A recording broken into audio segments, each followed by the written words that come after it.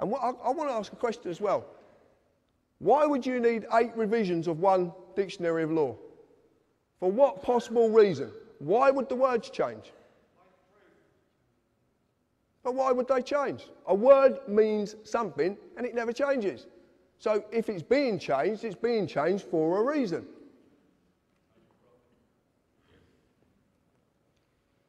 The creation of the person. When you were born, your mother, father, submitted a birth certificate registration application form.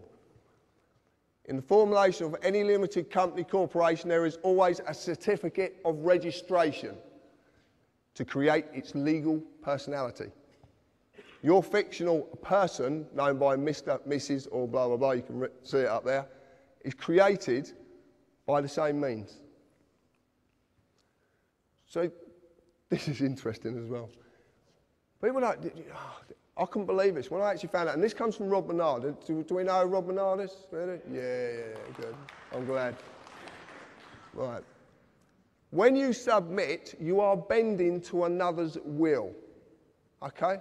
So you're bending, you're agreeing to bend to their will.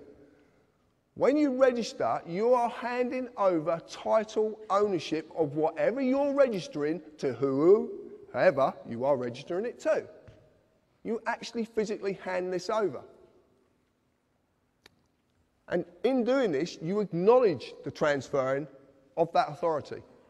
When you apply, it actually means you're begging.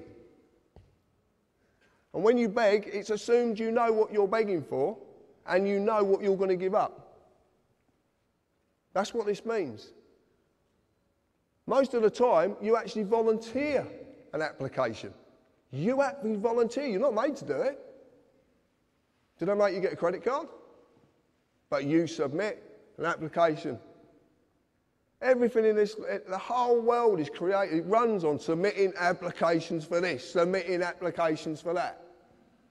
I'm waiting for health and safety to say I can't put a pencil behind me here because I'll get a splinter.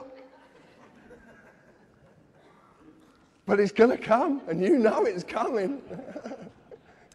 You know. That's why you're laughing. Right, this is the document. This is unbelievable. Right, this is, you've all seen this, yeah? You know what this is, yeah? Birth certificate. Right. You get a certified copy, you do not get the original, because that goes somewhere else. This up here, when you actually look at this, you look at this, and you get your own. When you get home, or you get your kids, whatever, get this document and look at it, because it's phenomenal what they've done. The name of the person's being created in capitalised surname. See the surnames in capitals, okay? It's a fiction. This is being created. That fiction is going to be created there. But what they need is, they need another fiction to do it. They have to have a fiction there to do this, who is the informant.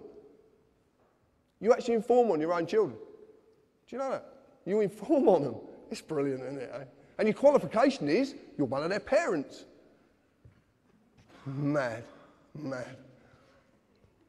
And it's capitalised, it's all capitalised. And it is absolutely true. Look at your birth certificate, informant, the qualification needed, and it will say needed, and you inform because you are the father or the mother. What you don't know is that at the bottom there is a declaration. Now, a declaration is in common law. A declaration is a sworn oath of a man or a woman. And there's a reason that's on the bottom. Because without that man or woman being present, the fictitious mother or father isn't present. Now you're seeing that the person is attached to the human being. But to do this, they need the human being to be there. That's why there's a declaration at the bottom of it. And this, it says it quite simply. You have to be present to represent the person needed to create the new person's legal personality. I know it's a tongue, believe me, it's mind-boggling, but it really is. This is what we found. And it all makes sense. That's the point. This is what I want to tell you about it. And then you register it to a corporation. The General Register Office. Get your birth certificate and lift it up and you'll see GRO. It's a General Register Office. That's who you're registering it to. registration and your children, and this is not funny, this is really, really true, okay? To this day, registration still means the same thing. You hand over or you transfer the legal title to the body you have registered it with. As you have seen, the worst possible way this has been done is by the birth certificate. It's been abused. A simple show of this is do you have to mandatory school your children? Well, you do. And can you take them on holiday when you want to? No. Because what happens when you take them out at term time? I know people have received £100 fines for taking their kids out at term time, taking them on holiday. And they have to be vaccinated. The thing is, it's their property. You signed over title ownership of that child to the government when you registered it. You've got no claim to your children whatsoever. You just don't know it because you've been duped. If you want proof of it, the social services. What happens when you don't look after their property or they pertain you're not looking after their property properly? Linda Lewis, Baby P.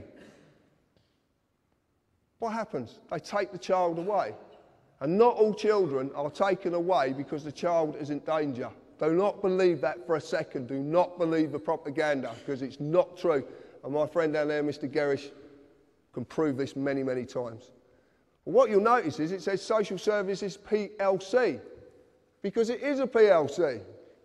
And a PLC is a publicly limited company that has shareholders. And shareholders need profits. And where do they get profit from? Stealing children.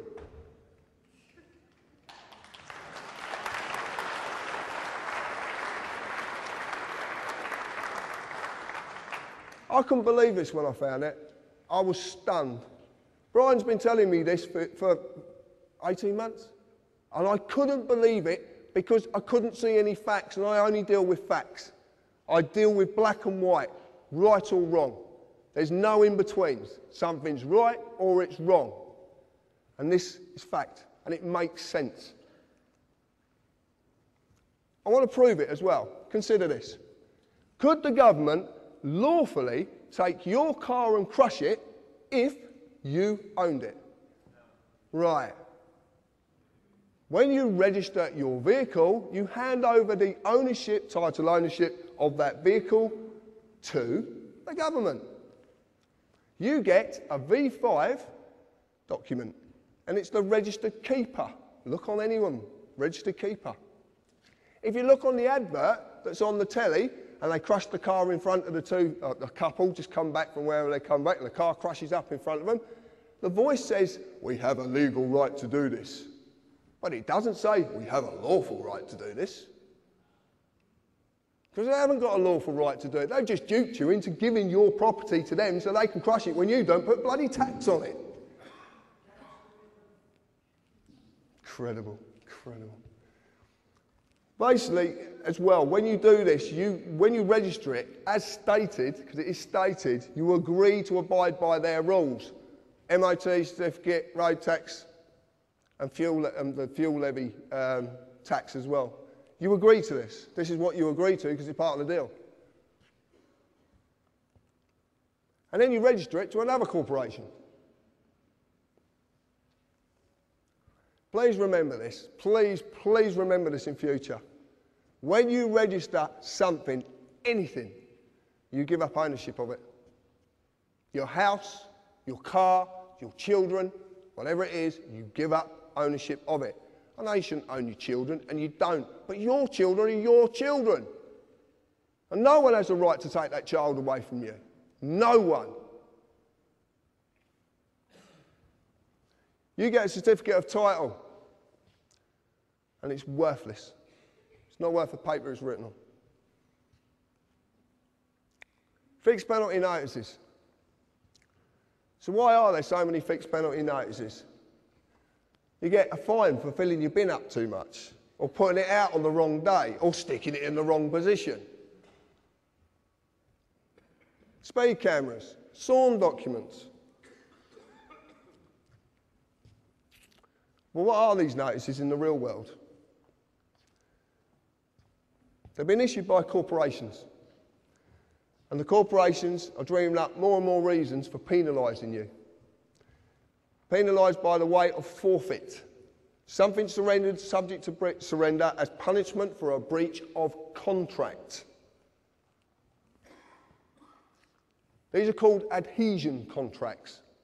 An adhesion contract is a type of contract that is legal and binding agreement that someone writes, makes it their, they basically do as they please. They've got all the bargaining power, they attach it to you, and it's to their advantage. A notice is not a bill. A notice is not a demand. If you went to a restaurant and the waiter come up and said, that's £60 for your meal and I serve you notice, what would you do? Pay or ask for a bill? Well, you'd pay then, obviously. You ask for a bill. Have you ever thought about actually asking the council, can I have a bill please for my council tax? Because you've never actually sent me one.